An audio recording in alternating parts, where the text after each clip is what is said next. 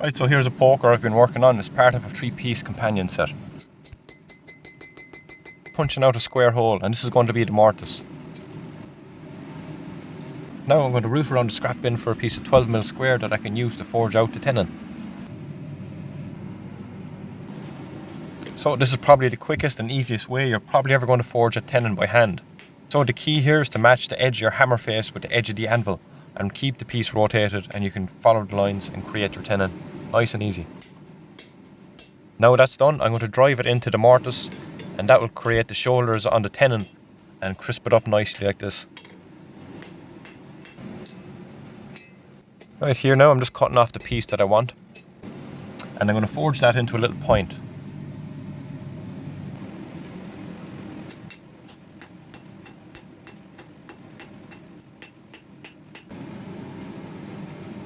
Now that I have both pieces fitted, I'm going to cut off the excess before I close it up. Okay, now that I have both pieces heated up, I lock them in the leg vise, and I'm going to use a monkey tool here to make that joint a bit tighter. So now that both pieces are good and snug, I'm going to close up that tenon.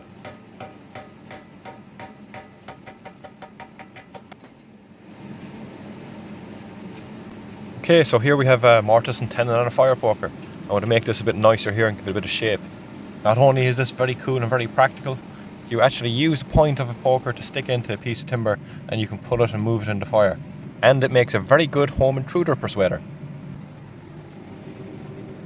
So this is a corn and cob twist poker. It was shown to me by Paul Allen when I was in Hereford in England training as a blacksmith.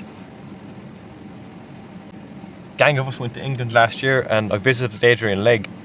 He was working on a fire poker that had a little pokey thing like that. That's what inspired me to do this one. And I've done a few fire pokers like that since. So what I'm doing here now is I'm just tightening up the handle, rotating, and gentle taps will tighten that up. Finally, align the top of it with the rest of it. And of course the finishing touch. So I have given it a good rub of a wire wheel and an angle grinder, and here's the finished fire poker.